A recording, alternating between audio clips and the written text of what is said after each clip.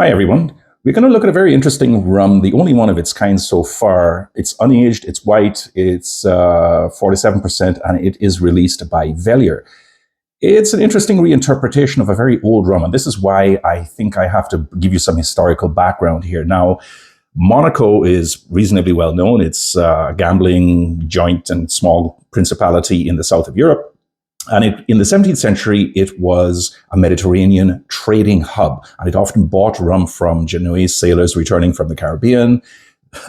They would exchange it for local citrus fruits so they could stock up to ward off the vitamin C deficiency known as scurvy, which, of course, was a huge problem back then. The rum was then blended in those days with two fortified wine types, Italian vermouth, which is a botanicals-infused product, of course, and the Sicilian fortified wine known as Marsala.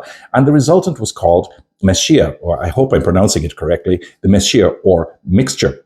It seems to predate Rumfrischnitt of the northern Germany and is coexistent with the traditional Eastern rums of, the rums of Eastern Europe's, like the rooms that we've talked about before on more than one occasion, and which is base alcohol plus flavoring spirits or local wines or, brandies made from local ingredients and so on. But the thing is, gradually, the practice of making this year kind of faded. Monaco ceased being a major trading port, and it shifted its economic emphasis to tourism and gambling in the mid-1800s. And of course, now it's famous for all sorts of other reasons.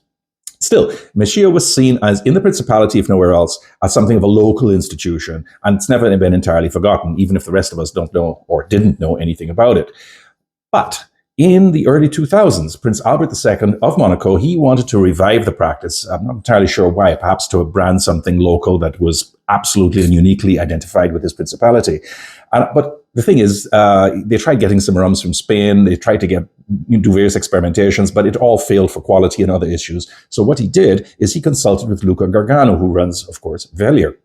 And perhaps that choice was logical because Monaco has been ruled by the Grimaldi family, which originated in Genoa for quite a long time. And there's been strong trading links between the two countries forever. There's that connection. And then given the historical nature of the project, you can see why this sort of concept would appeal to Luca. I mean, he is, after all, known for reimagining spirits making ideas that predate today's commercialized mass market industrial products and for pushing rum in new directions based on older and more rural traditions.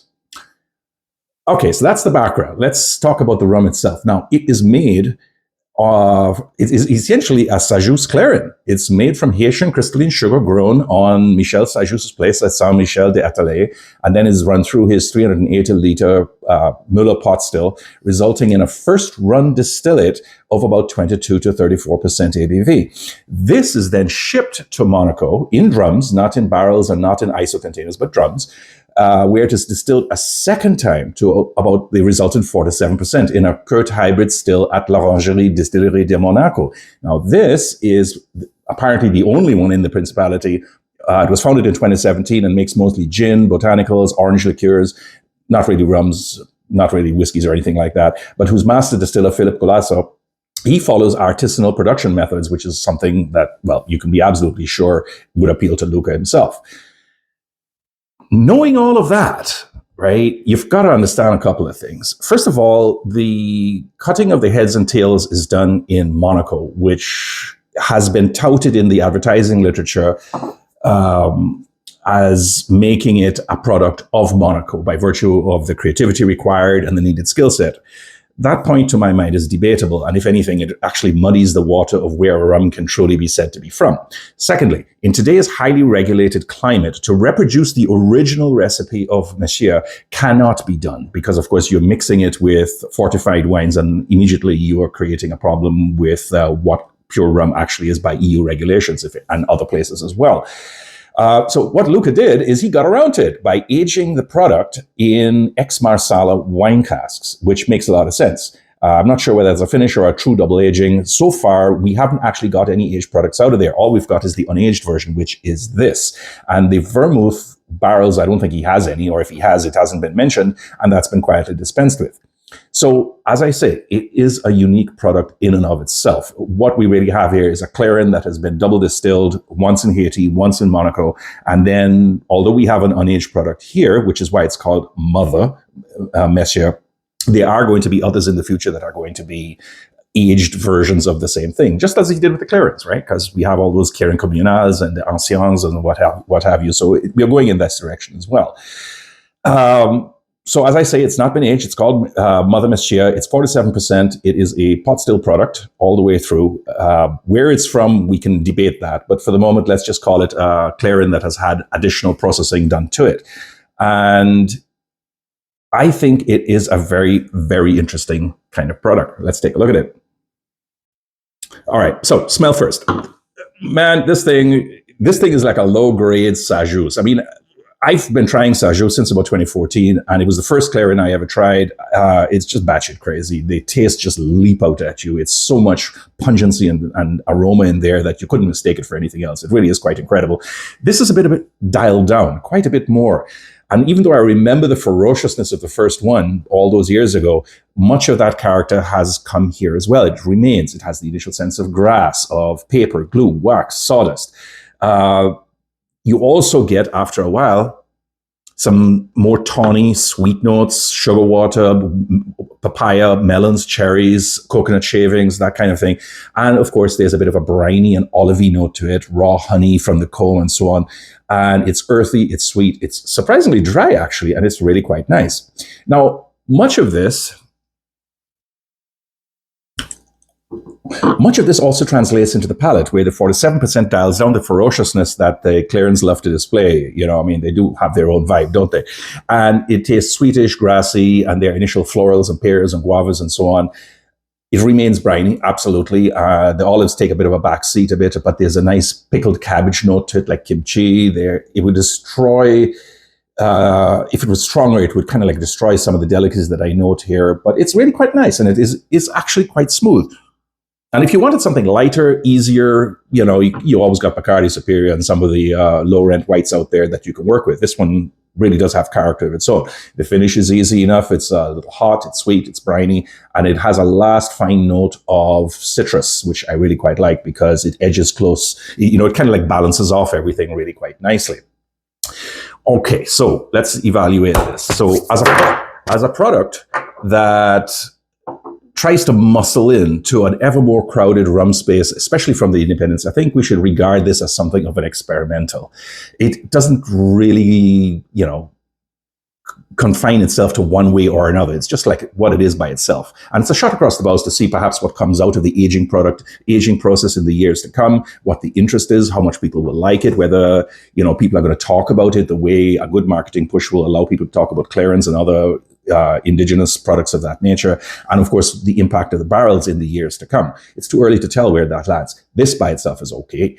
As a rum itself, though, even a white, unaged, agricole style rum, Clarin in this particular case, I'm a little bit of conflicted. Like, it lacks some of that elemental punch and power that a true 100% Haitian rum has. It doesn't have the elegant smoothness of a well-made rum agricole. The closest I can come to comparing this to something that I've already tried, aside from the Clarins themselves or the Grogs out of Cabo Verde, is the Nesson unaged rums or the St. James Cour de Chauve pot still rum. You know, that's about as close as I can come. And that's actually a compliment because this is really quite nice. It's a decent enough rum in its own right, and I liked it. I did try it late last year. I got a sample out of Daniel Biondi, who was, putting it out there. And I think I'm going to score this at about 85 points because it really does deserve that. I just kind of fail to see where it's going. And outside the ambitions of Monaco's leader or the enthusiasm of one of the world's great rum educators, why bother making it? But I want to give you a personal opinion about that. And for the moment, I must admit to being quite enthusiastic about it, quite interested about it, very intrigued with it. And I want to see where it's going to go in the years to come. And I do respect Velier's rum making chops immensely. So on that basis, I think this is a rum that you absolutely have to try when you run across it in one of the festivals that's out there. And well, we will watch to see how it develops. Opinion though.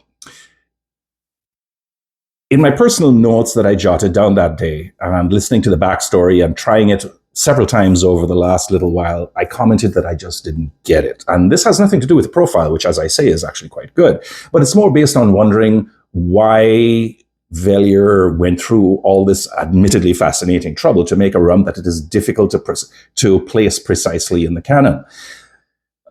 Something like this still on the boat and running around the place making rums for other places. It's just unclear to me why all this effort is being made. The double country distillation makes it neither fish nor fowl. Where is it actually from and who actually makes it? As a brand new product about what, we just don't know what to think about it. And is it a claret? Is it a European rum, like one of the new Danish or UK rum producing micro distilleries? How do you even classify this sort of thing? How does it fit in the ongoing debate about where a rum is truly from? And why was it issued? Was it, well, let's ask ourselves, right? Was it truly just a desire to create a branded, almost defunct Monaco spirit? And was that Luca's motive for agreeing to be involved? I don't know. And well, I just wonder about it. And these are just opinions. You must understand that. Like I said, I really did think it was an interesting product. But when you consider that Velier's always had very clear directions and themes in all of its major series, whether it's the Demararas, the Coronis, the Clarence, the Indian Ocean series, the Hamptons, the Four Square collaborations, the Nine Leaves, the H.V. Potstill examinations. With these, you can see a sure hand at the tiller, a sense of single-minded focus that leaves little room for doubt as to what the particular series is all about. And of course, we did have individual one-offs, right? There was the original Damoiseau 1980, or the Monimus, the MMW, EMWB double-aged versions, and then there was the Long Pond STCE and the Tech A and the Tech C and the VR and the Long Ponds. I argue that they had a point that they all wanted to make, something that the makers wanted us to see, and I feel it's missing here. And to some extent, I have the same sort of middling opinion of the rums done with La Maison Averia, like the Flag series rums or the new Magnum series. They're great rums, don't get me wrong, but they seem to be reaching for a purpose. And no, I'm sorry, they're not introducing anything particularly new in their own way. Here, it's the same kind of thing. There's some sort of meaning that's missing here. And no, I'm sorry, but for me personally, imperfectly recreating a historical spirit or reimagining one doesn't really qualify me, strike me as good enough.